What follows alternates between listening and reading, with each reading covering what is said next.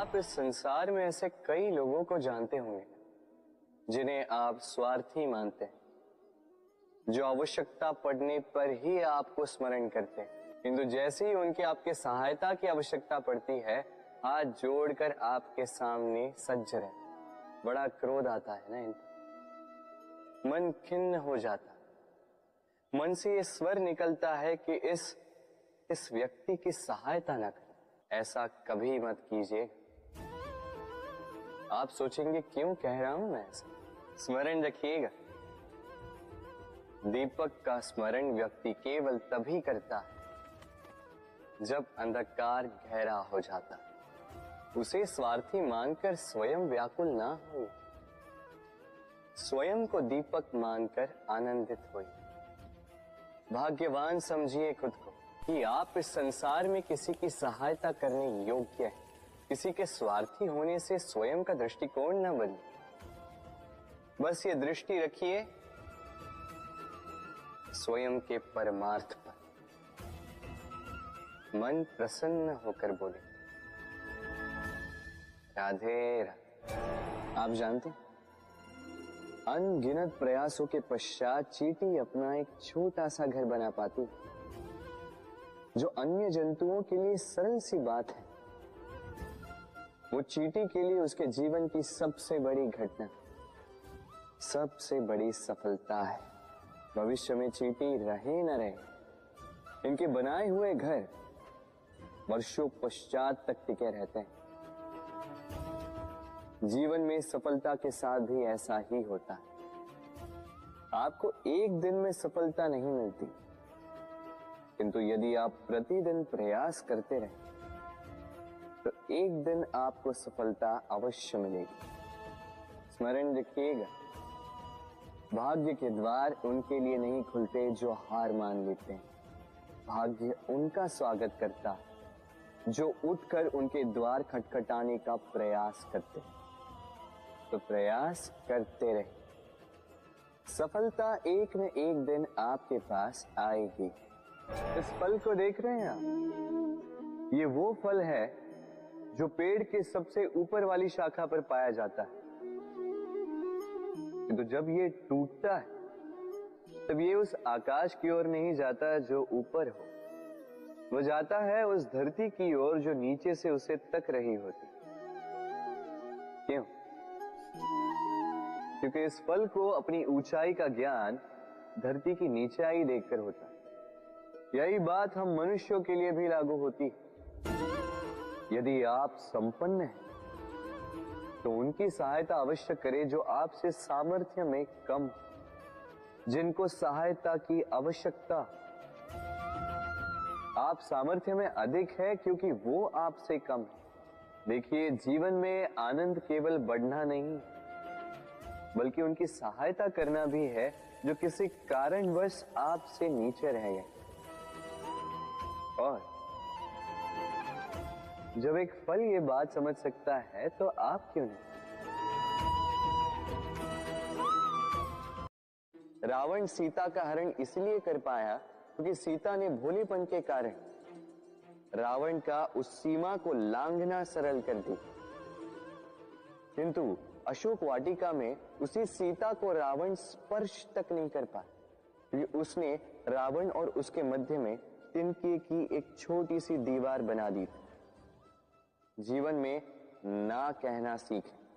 यदि कोई आपके सम्मान की सीमा को पार करने का प्रयास करे तो उसे वही रोकना सीखें। आपके ऊपर उठे पहले हाथ को, पहले कटाक्ष को वही रोक देना सीखें। पर किसी पुरुष में साहस नहीं कि वो पुनः आपका अपमान करने का प्रयास भी कर सके, क्योंकि नारी जननी आराध्य। राधे राधे।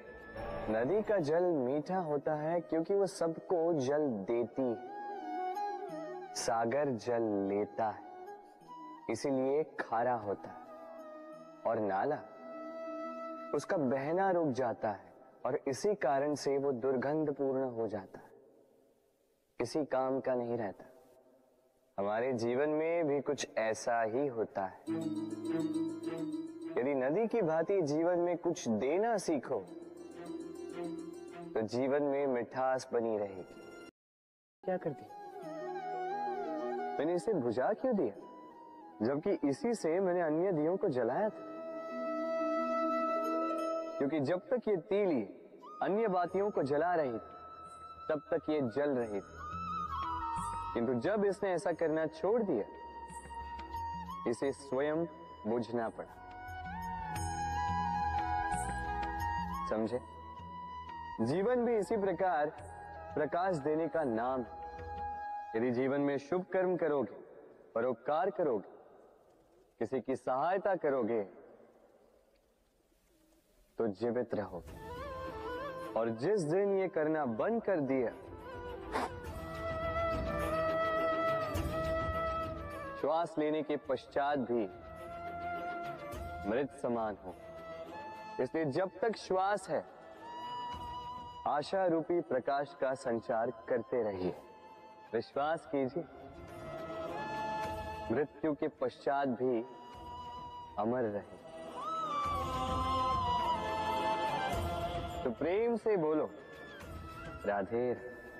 मनुष्य की सोच संसार का सबसे गहन या कहो सबसे कठिन भाव है। कब क्या होने के पश्चात ये मन क्या सोच बैठेगा, ये कहना असंभव है। और यही सोच कई बार हमारे मन में हीन की भावना ले आती है। हम सदा हमसे ऊपर की श्रेणी के व्यक्तियों को देखते हैं, उनके जीवन का विश्लेषण करते हैं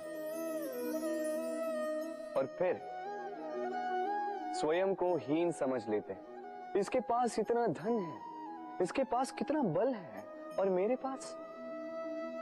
पास कुछ भी नहीं। मैं कितना हीन व्यक्ति हूं, संसार के लिए मैं कुछ भी नहीं।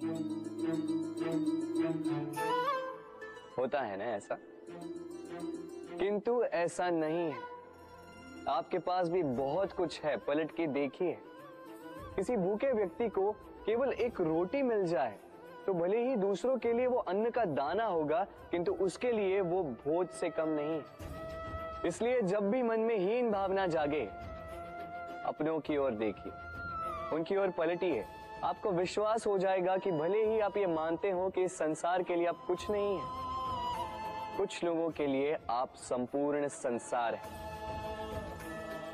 तो जो आपका संसार है, उसमें प्रसन्न रहना सीखिए।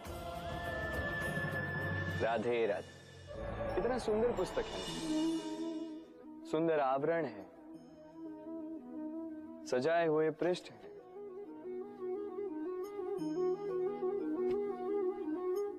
किंतु क्या ये सत्य में अद्भुत पुस्तक कहलाने की पात्र है?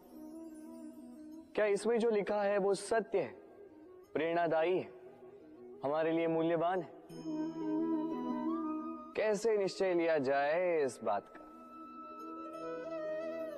अब आप सोचेंगे कि सीधी सी बात है, आवरण को देख के पुस्तक की गुणवत्ता कैसे जानी जा सकती है?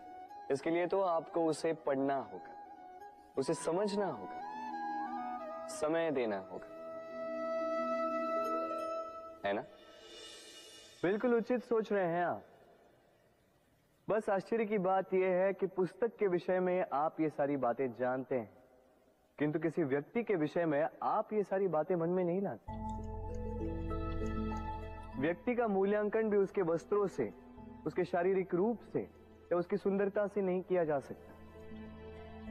उसके लिए आपको उस व्यक्ति को पढ़ना होगा, उसे समझना होगा, उसे समय देना होगा। पर हम क्या करते हैं? पहनावे, रंग, सुंदरता को देखकर आकर्षित हो जाते हैं, उसे प्रेम समझ बैठते हैं। और आए दिन कोई ना कोई ये कहते सुनाई देता है कि उसकी प्रेम कहानी सफल नहीं हो पाई, उसे छल मिला। किंतु इसमें दोष किसी और का नहीं, स्वयं आपका है। आपने उस व्यक्ति को समय नहीं दिया, आपने उस व्यक्ति के विचार नहीं परखे। प्रेम 2 क्षण में बनने वाला पकवान नहीं है। इसका स्वाद चखने के लिए आपको जीवन भर का समय देना पड़ेगा। तो समय दीजिए, एक दूसरे के रूप से नहीं, आत्मा से जुड़ी। निश्चित ही मन प्रसन्नता से कह उठेगा, राधे राधे।